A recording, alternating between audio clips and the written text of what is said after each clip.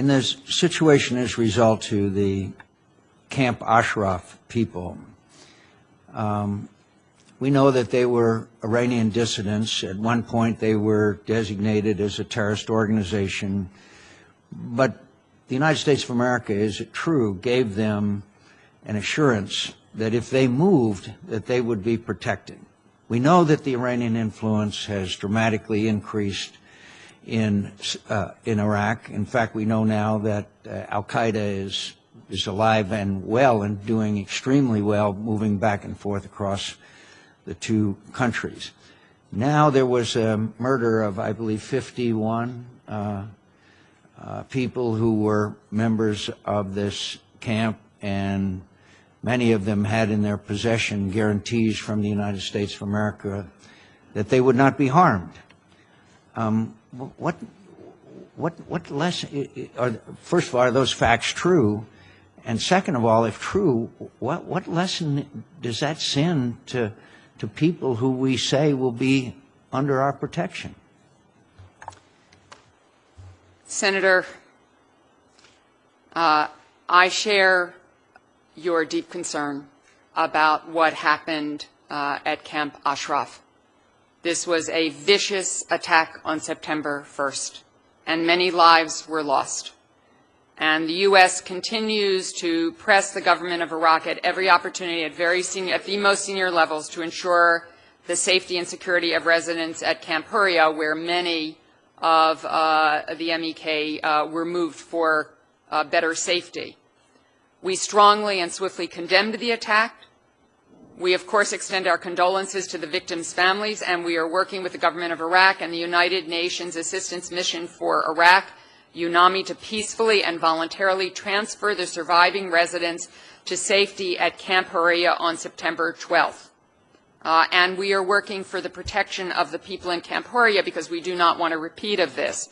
So to date, the government of Iraq has moved in over 700 large T-walls, over 500 bunkers, over 600 small T-walls, and nearly 50,000 sandbags. UN monitors visit the camp daily in accordance with the MOU to assess human rights and humanitarian conditions. But I must say, Senator, the real answer to this, to the safety and security of all of the people in the camps, who wants to live in a camp, is resettlement to third countries, to get out of Iraq and to get out of harm's way. And I would call on all of the people who are here today representing the rights and the interests of the MEK and the leaders of the MEK in the camps and in Paris to allow this resettlement to go forward, because until the resettlement happens, safety and security is going to be at risk. We will do everything in our power to keep people safe in these camps. But as you point out, the al-Qaeda threat is increasing in Iraq, and it is difficult.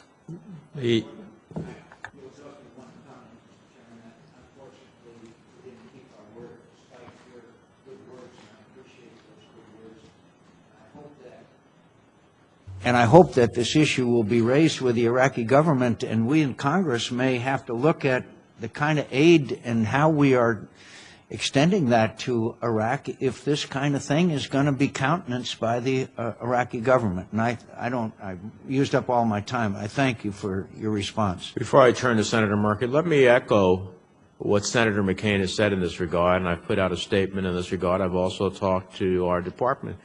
You know, America went to the MEK and we said, disarm, and we will protect you. And then we ultimately left, and that protection has not been there. You can put up, I don't care how many tons of sandbags, but when elements of the Iraqi forces actually may very well be complicit in what took place, sandbags aren't going to take care of the problem. And I agree with you that resettlement is a critical part. Maybe the United States could be part of leading the way in saying to a universe of these individuals that, in fact, you can be resettled to the United States, and that would get the rest of the world to offer further resettlement. But it is unacceptable to lose one more life when American commanders gave these individuals a written guarantee towards their safety. And it sends a message to others in the world that when we say we are going to do that and we do not, that they should not trust this. And for one thing that this committee can do, since it has jurisdiction over all weapons sales, is that I doubt very much that we are going to see any approval of any weapons sales to Iraq until we get this situation in a place in which people's lives are saved. Senator Markey. If I may, Senator, I'd also like to take the opportunity to comment on what you said about Iraq. And we quite agree, and what Senator McCain said, we quite agree that we need to do everything we can to resettle people, to get them out of harm's way, to make good on the word that we gave to the MEK. I know that there are strong feelings up here, and I understand why, about arms sales to Iraq.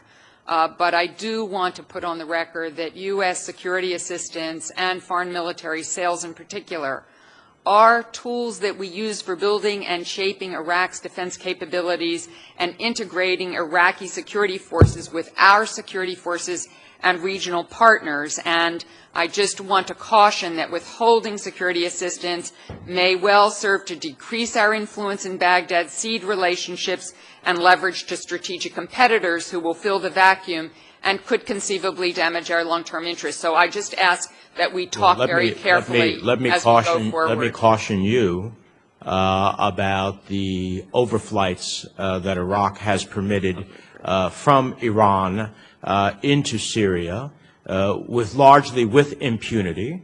And let me also caution that the 7 hostages, which we believe the Iraqi government knows where they are, should they die, would be complicating matters for all of that. So I hope that we've both cautioned each other. I quite agree with you on both issues. Let me close